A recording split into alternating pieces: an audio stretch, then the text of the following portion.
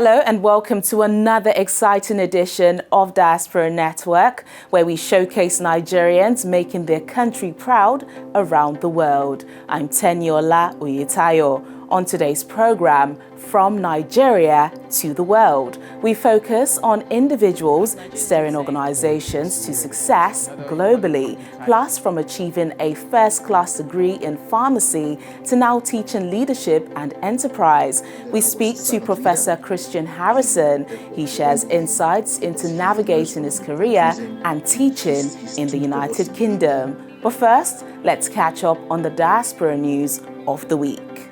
Nigerian-born athlete Simidele Adiagbo has made history by becoming the first African to compete in the BMW IBSF World Championship since its inception 100 years ago. Bobsleighing is a team winter sport which challenges participants across winding, banked and icy terrains and is historically Eurocentric and male-dominated. The International Bobsleigh and Skeleton Federation is recognised worldwide in winter sports, and critics have suggested this feat is likely to gain Adiagbo another knee up in attending the 2024 Winter Olympics in July. Despite this incredible win, this is not the star's first.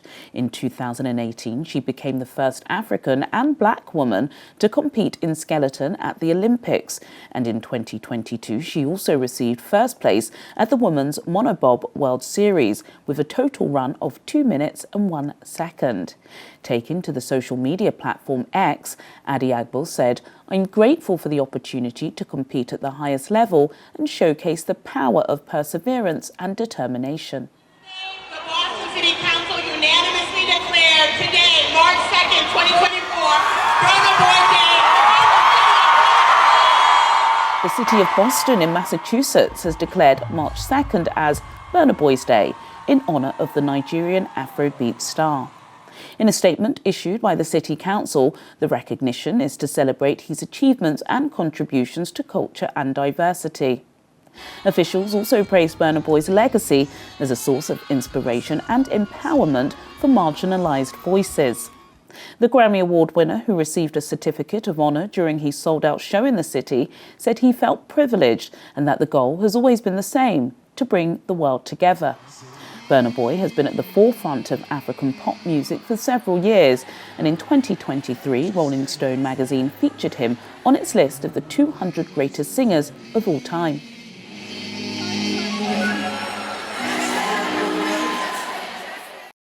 Dr. Tolulope Monishola Ola, the founder and executive director of Restoration for All, has been recognised for her incredible work seeking to create more open dialogue for suicide prevention amongst immigrants in the American state of Minnesota. In July 2023, the African-led non-profit was awarded a 4-year, $400,000 comprehensive suicide prevention grant from the Minnesota Department of Health, where she worked alongside the strategic planning cohort. Dr. Ola said that she decided to dedicate her efforts to suicide prevention after seeing an uptick in youth suicide cases after joining the department. This led her to trace victims to their churches, which holds a significant place for the African community living there. The mental health practitioner and researcher has helped to host several events, including community-led conversations, mental health trainings and free vaccinations, and her goal is to create a safe space for locals to feel heard and to receive vital resources so that suicide is not an option. 65 American-based physicians are heading to Abia State to provide free medical care for residents. The outreach, which takes place next month, is aimed at performing 5,000 treatments and 200 surgeries across the region. The professionals are part of the Nigerian Physicians in America initiative. Locals have been encouraged to register for treatments, especially those with serious health conditions. The surgeries will focus on areas such as colon cancer, prostate enlargements, among others. Juliana Olayinka with the Diaspora Network News Wrap in London. Nigerians are known for their entrepreneurial spirit, constantly striving to excel in any circumstance.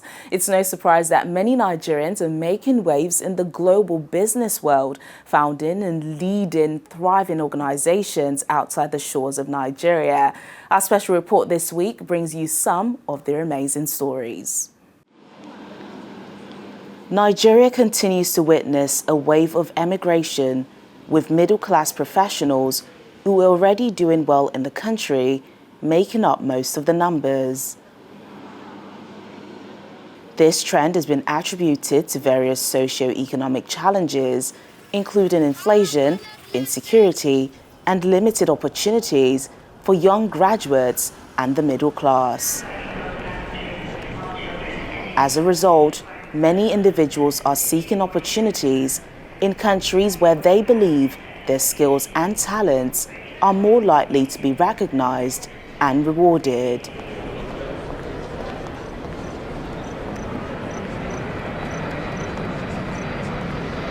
However, while the prospect of relocating to greener pastures is appealing, it comes with its own set of challenges for entrepreneurs. Adapting to a new culture and navigating funding obstacles are among the primary challenges faced by Nigerian entrepreneurs when emigrating to other countries. Nonetheless, despite these challenges, many have managed to turn their experiences into success stories. First in the spotlight is Wimimo Abe, who grew up in Lagos, Nigeria, and immigrated to the United States when he was 17 years old. He and his mother struggled to receive a loan without a credit score and borrowed money from a payday lender at over 400% interest. In addition to that, my mother sold my father's wedding ring. We borrowed money from church members, and that's how we got started in the United States. But my mother still had this unwavering faith in this thing called education, despite not having it.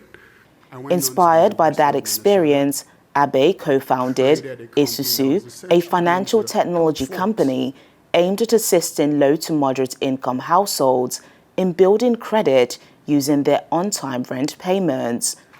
Despite initial funding challenges, Isusu achieved a remarkable $1 billion valuation in January 2022, making it one of the few black-owned unicorns in the United States within just 4 years of its inception.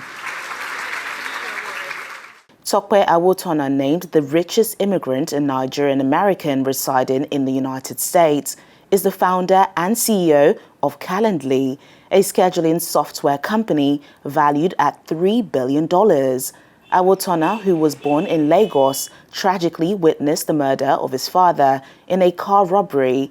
In 1996, he moved to the United States with his mother and siblings. According to him, his entrepreneurial journey was deeply influenced by his father's legacy.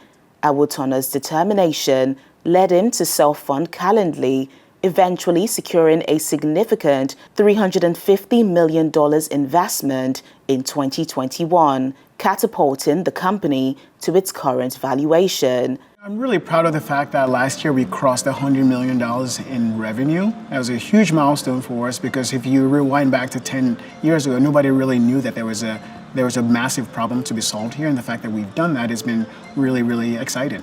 Under his leadership, Calendly stands as one of the few black-owned unicorns worldwide. Also in the ranks of successful Nigerian entrepreneurs, Chika Russell is a qualified management accountant who spent 10 years in banking before launching her snacks business in the United Kingdom. The business has grown rapidly and in 2021 secured a $9.8 million Series A investment to fund further expansion. Her entrepreneurial drive took her to the pinnacle of British business television when she secured a game-changing investment deal on BBC's Dragon's Den. As Chika decides Peter Jones is the man for the job, a partner in her company. As Nigerians would say, I came to collect and I collected. So I got what I came for. I feel good. Chinedu Echeruo, a serial entrepreneur who immigrated from eastern Nigeria to the United States, made waves in 2005 with the creation of HopStop, a navigation platform offering comprehensive transportation directions across major metropolitan markets, including in Canada, Australia, and the United Kingdom. Technology company Apple acquired HopStop in 2013 for $1 billion. Echeruo later co-founded Tripology.com, a platform connecting consumers with specialist travel professionals, which was subsequently acquired by an American travel and navigation company. He's been recognized as one of Africa's top 10 most powerful individuals by Forbes magazine. As always, we've also been following the activities of the Nigerians in the Diaspora Commission as they continue to engage citizens living abroad through various programs. Chairman of the Nigerians in Diaspora Commission, Mrs. Abike Dabri-Erewa, receives Canadian envoy led by the Canadian High Commissioner to Nigeria, Dr. Jamie Christophe, in her office in Abuja. Dr. Christophe emphasizes the need to partner with NIDCOM in the area of migration management for the benefit of both countries. Indeed, we have a lot to talk about in terms of how do we maximize the role of diaspora in Canada to the benefit of both Nigeria and Canada. And I think today we actually came up with a few ideas we'll pursue, and I look forward to doing that. Always a pleasure to see you, Chair. Mrs. Dabri-Erewa expresses her appreciation for the offer and highlights some ongoing projects the Commission has taken on with the Nigerian diaspora in Canada. We continue to deepen the relationship between both countries, particularly with our diaspora. I want to thank you for the role you have played and what you've been doing. And we just hope that as we pass on the messages to our brothers and sisters in Canada, we continue to ensure proper migration, migrating the right way. And we're proud of Nigerians in Canada that are contributing the Canadian economy, doing great things over there, doing their businesses over there, and we hope we continues to get better. For her significant contribution and commitment to global advocacy and the diaspora community, the NIDCOM boss has been recognized as the first Nigerian recipient of the Bridge Builder Award, organized by the Diaspora African Forum Awards in Ghana.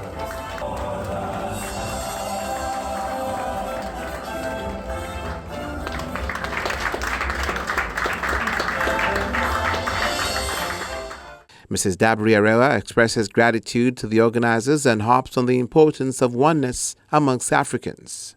It's important that Africans all over the world come together and connect with the motherland.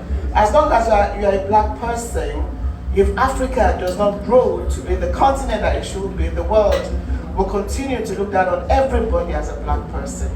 So we all have to work together to build this continent, to grow this beautiful continent and make it the very best. The accolade indicates her role in fostering peace, inclusivity, and unity within Nigeria and internationally. Our guest this week is Professor Christian Harrison, a recognized scholar in the field of leadership, currently serving as the Professor of Leadership and Enterprise at the University of Bolton in the United Kingdom. Professor Christian Harrison hails from Umuahia in Abia State. He earned his first degree in pharmacy from the University of Lagos and graduated as a salutatorian of his class with a first class, which was followed by an MBA from the University of Aberdeen, UK, where he graduated as valedictorian with a distinction. He proceeded to bag a PhD in management at the University of the West of Scotland, and over the years has added several degrees and qualifications to his repertoire. Professor Harrison holds a leadership position at the University of Bolton. He is the director of the Centre for Leadership and Empowerment in Greater Manchester. He also leads the Research Excellence Framework in the Business School. Prior to joining University of Bolton, he was a reader in leadership and the chair of the Staff Forum for Research at the University of West of Scotland. Professor Harrison is also a recognized scholar in the field of leadership and works across the globe on research projects. He's authored several books on African studies, numerous research papers, and supervised several PhD and DBA students. He is an active member of several learned organizations. He chairs the Leadership Development Special Interest Group of the British Academy of Management and the Academy for African Studies. He's also a fellow of the Institute of Business Administration and Knowledge Management, amongst others. Additionally, he has a track record of securing grants and research funding. He mentors colleagues on contemporary teaching practice in higher education. Professor Harrison works exclusively as a consultant, speaker, and trainer on leadership skills development within organizations and has delivered several sessions on leadership to Scottish Government directors, UK Cabinet Office staff, the NHS, corporate organizations, and SMEs. He founded the Leadership Mold Initiative International, an NGO that supports students and molds future leaders. For his expertise and impact, he's won several awards.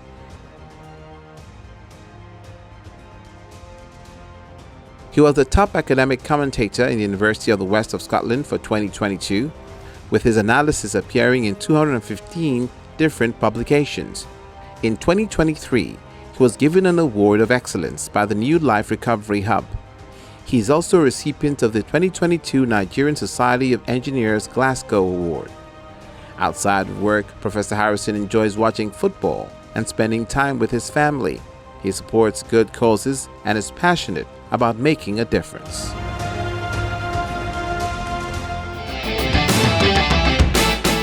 Coming up on the program, we'll hear more from Professor Harrison. He gives us insights into his transition from pharmacy to leadership and business. Please stay with us. Thanks for staying with us on the program. And now for our chat with Professor Christian Harrison. Enjoy. From a first-class degree in pharmacy to now being an expert and recognized scholar in the field of leadership, how did you get here? Thank you very much, Daniela. A lot of people ask me that question. Like, oh, Christian, you're a pharmacist. How come you now moved into leadership? Even my mom tends to ask me that question as well. Why did you change your mind? But I always tease people and tell them I didn't like money, so I decided to do something more conservative. But to be sincere, I think it was serendipity that changed my life. That was how I moved into academia. I can remember my dean then, when I finished from pharmacy school, I had a distinction or first class. And he told me, and he called me to his office and asked me, what do you really want to do after you finish pharmacy, or since you're finished? I told him I'm going to go into the industry and get rich and make some money. And he told me that, Christian, you're going to go back, you're going to come back to academia. And I laughed and smiled. That doesn't know what he's saying. But of course, after years now, I'm back in academia. I can remember after my pharmacy degree, I got tired of just practicing pharmacy because I read pharmacy really to make a huge impact, to change the world. As a Nigerian, many people knew that, yes, either you're a doctor or a pharmacist. So I decided to do pharmacy because I wanted to produce drugs and all that. So while doing that, I realized, okay, yes, I was really relating with people. I wanted to do something more administrative. So I decided to do a master's. So I left Nigeria then and went to the UK to do a master's. I finished as the best student in the business school then in the University of Aberdeen. Then the opportunity to do a PhD came. And those opportunities, most of the time, you always take it up. So after I started my PhD and finished, I got a job as a lecturer and moved up the ranks from lecturer to senior lecturer, reader, and now a professor. So why leadership? Why that focus on leadership? Hey, yeah, it's a very good. Many people tend to ask me, why did you study as a pharmacist? Because as a pharmacist, I did a lot of pharmaceutical chemistry, pharmacognosy, then just migrate into leadership. But I always tell people, there's a famous philosopher, that's Heraclitus, that says change is the only constant thing. I always tell my scholars or people that I talk to that change is not the only constant thing. Leadership is the only constant thing. Because if you look at the world today, you will see that we are in a very big divide because of leadership. We need effective leaders. We need leaders that can transform organizations. We need leaders that can transform the nation. So when I finished my MBA then, it was leadership that really came to my mind. We need to do something that can change our nation, that can change the world. So I was the first scholar to develop a new paradigm called entrepreneurial leadership. So I developed a framework that says leaders should be able to recognize opportunities, exploit them, and also take risk. Leaders should be servants first. If you look at the world today, the problem with many of our leaders is that they don't believe they should serve. They believe people should serve them. And leadership is important. And that's why, of course, I write so much about it. And I strongly believe that if we have the right set of leaders, starting with the right skill sets, of course, the world will be a better place. And, you know, talking to a leadership expert, I have to ask this. Can you name some of your favorite leaders and give examples why, you know, they are? Thank you, Tenela. And it's anytime I run the CPDs or even in class, people ask me, okay, now you've asked us about the leaders. Tell me your own favorite leader. And I always try to say, I try to evade that question, but of course I'm not going to evade that question today. I would try to give two examples. One is somebody that we already know is late, and that's Nelson Mandela. Nelson Mandela was a clear example of the kind of leader that appeals not just to me, but of course within leadership as well. Nelson Mandela was a servant leader. We all know him. He emerged from prison. He stood for what he believed in. He was against apartheid, and he came out and became the first Black president of South Africa. And you could see that for him, it was not about, he could have said to give up, he could have lost the integrity, but really he didn't believe, he didn't want to do that, but he believed in the cause and stayed there and came out and became that first Black president. But one thing that made him stand out was the fact that he knew when to step aside. He didn't stay on for the next 20 or 30 years. After 5 years, he decided that others can come because he knew that at that point they needed a different type of leader. So Nelson Mandela clearly, and of course we can see with the Nobel laureate he won for peace, when he died, the world really stood still. So Nelson Mandela has a great deal of attributes that you would expect in a leader. And my second example is going back to home, and that is Dr. Ngozi Okonjo-Iweala. I'm sure, should we hear him? Oh, he's talking about me, that's good. But of course, Ngozi is a very good example of a leader. The first female president first female director general of the World Trade Organization. She has shaped the whole landscape of finance. Always the most powerful, always in Forbes as one of the most powerful women in the world. And she's Nigerian. But one thing that made her stand out is when she was the finance minister during Obasanjo's regime and also Goodluck Jonathan's regime, she shaped the finance landscape. We were owing so much, and she was able to eliminate the great amount of debt, over $30 billion, was able to do that. And of course, the major thing is that she was able to make Nigeria's economy the largest in Africa during her time. And this she did by definitely her technical skills, but also the ability to work with people. She knew that she can't do it on her own. She needed a team. And that is very important in leadership. Leadership is not about me, but it's about we. We all need to work together. And that's one thing that both examples, they did perfectly well. Brilliant. And I mean, working in an educational institution now and having, in a sense, experienced both worlds, of course, studying in Nigeria as well, what are the differences in challenges when it comes to higher education in the United Kingdom and then looking back home in Nigeria? Thank you, Tenela. It's, of course, somebody that did my high school and my first degree in Nigeria, and I've done my master's and PhD here. It's great because I can see the big difference. And even as an academic, I can see how it's the big difference. I think the problem in Nigeria, we have the best brains in Nigeria. We have great lecturers. We have fantastic people. But the problem is the application of what we learn. So in Nigeria, most of the time, the facilities are not there. So although the government tries, but you don't have the facilities. As an academic, the computers are used, the students upload the materials online. So the student experience is usually better from the UK perspective or from the Western world. But in Nigeria, those facilities are not there. So you see universities that struggle to use the normal things that we feel should be available. for the students. But based on the expertise, we have good lecturers, good professors. I was in Nigeria a couple of weeks ago, and the professors I met in those universities, they are very sound. They get grants. They are also world-renowned. And that's why you can see that many people are migrating and leaving Nigeria to the West because they find that attractive. But I'm very optimistic that we can change the narrative because at the end, it's all about leadership.